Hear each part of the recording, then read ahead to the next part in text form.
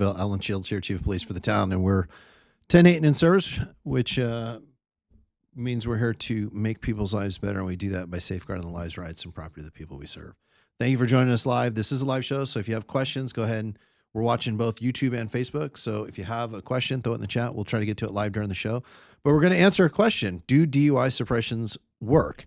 And I'll talk about how we go about doing those DUI suppressions, what the purpose is, and kind of how it may actually have some spillover effect for other things. As always, we want you to download the Wildfire Preparedness Guide, the FEMA All Hazards Checklist. Very good information on how to be prepared should an incident happen that requires you to be prepared. And then make sure you go to the community warning system by the sheriff's office and sign up for alerts there. And then go to the PG&E website. PG&E website will give you some information and tips on how to be prepared should your power go out. It also is where you're going to go for power updates and things like that. So we actually suggest bookmark that on your phone so you've got it handy. That way you don't have to look for it. You want to be able to go personally right to the PG&E power outage page. That's the one that you would want to bookmark. All right, so we're going to move right on to crime. What is crime looking like? You can go to communitycrimemap.com anytime. We upload several times a day there. And when you do that, you can zoom into your location. You can actually, if it's anywhere in the Contra Costa County Sheriff's Service area, you can get information there as well. But you can also zoom into your area and you can get information on, you can get alerts sent to your email, like a daily digest. So you don't have to keep going back. You can just get alerted that way. And then if you want, you can also get sexual offender registry information there as well. So, last week we only had 2 collisions. This week we only had 1. And it was a property damage collision. This was and it's not pinned on the map here, but it was a vehicle into a building. And this was on the 400 block of Harts Avenue. No injuries, and it looked like it might have been pedal confusion. It was in a parking lot there. Crime. Last week, if you remember, we had no Part 1 crimes. We did have some crime. We just didn't have any Part 1 crimes. On the 23rd, we had 2 incidents. We had a burglary and a theft. The theft was, it was actually 2 thefts. I should update that. It was 2 thefts, same location. So 2 thefts from locked cars on Maple Glen Court. And we had a pursuit that was related to this at 12:38 in the morning, so just past midnight.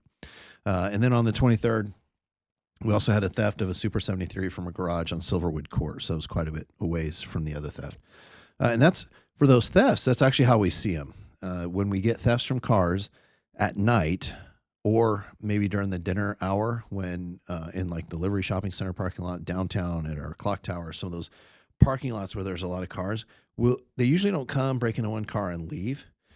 We'll see that for the purse thefts, like where like maybe someone is unloading groceries, they put their purse or their backpack in their car, they go to return the shopping cart, and someone comes and takes the purse or the backpack then. That is usually one and done. Then they'll leave.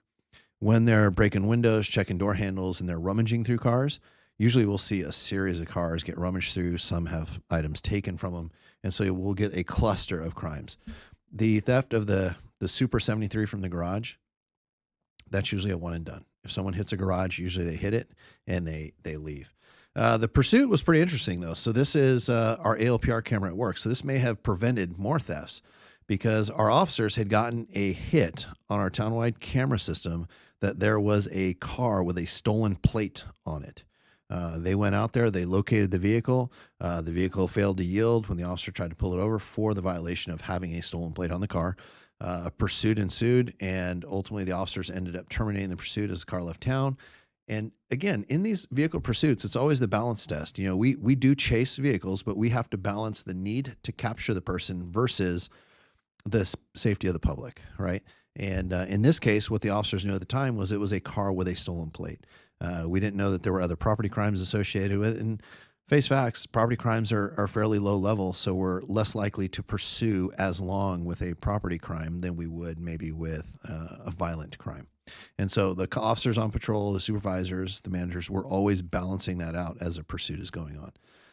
But that was interesting. So our arrest log, which we usually cover, if it was not for the DUI suppression, we would have had no arrests last week.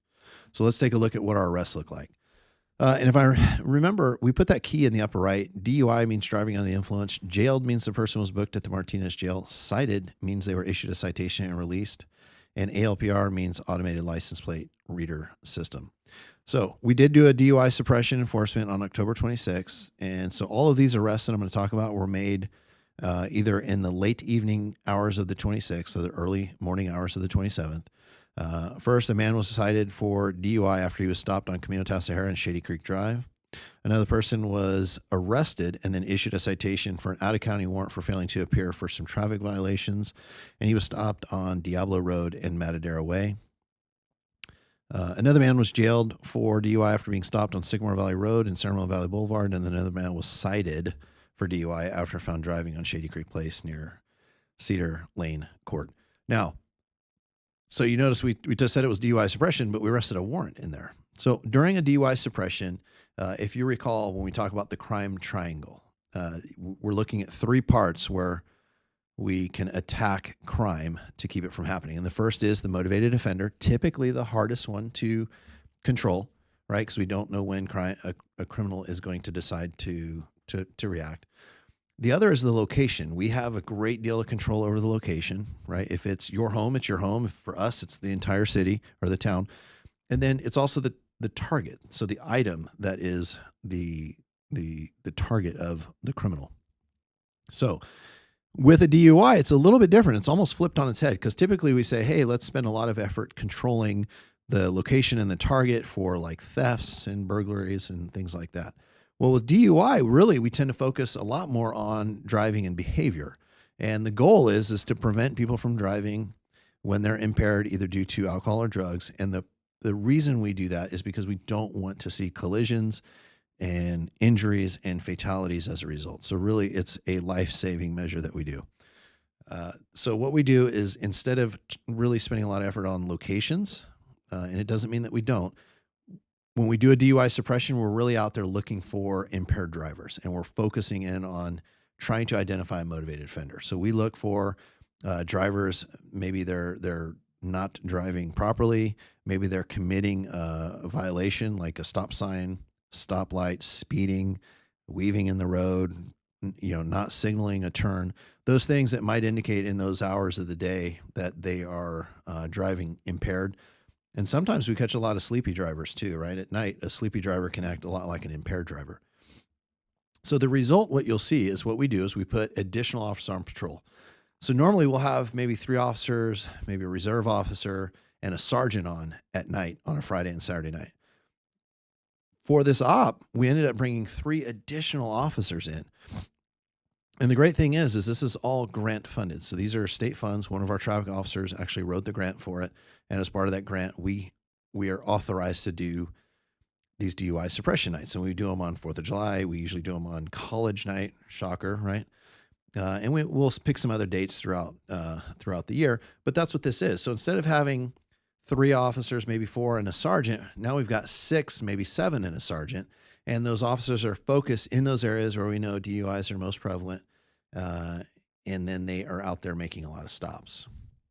Sometimes it's just a simple violation. Like we can't stop a car unless we have some suspicion that they are impaired, or if there is cause to believe a violation of the law has occurred. Stoplight, stop sign, and all that. We can't just stop every car. We don't do rolling checkpoints in the street.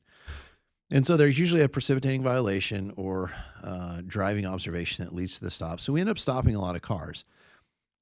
Kind of the spillover of that is, if you think about it from a criminal's perspective, if you are a criminal wanting to come into town and commit a crime, and you see officers making stops throughout town, it might not look like the environment or the location that you would want to go and commit that crime. So we know that there is a spillover effect, that when there is a visible presence of law enforcement, that can have that can be a crime reduction strategy. So even though our primary focus is DUI drivers, and you saw that we got 3 DUI drivers and a warrant on that night, we know that there's also a spillover, that we're creating an environment that seems to be less desirable for a criminal to commit a crime. And so that is kind of the spillover effect of that. All right, that's all we have for tonight. And I thank you for joining us. If you have questions, go ahead and throw them in the chat. I'll try to answer them after the show. But with that, we always want to make sure that you download the Wildfire Preparedness Guide, the FEMA All Hazards Checklist, sign up for the community warning system and make sure you visit PG&E's website. It is a pretty robust website, a lot of good information there. With that, we are 10:10, which means we're off duty, but we're always 10:08 and in service to all of you. Have a good night, Danville.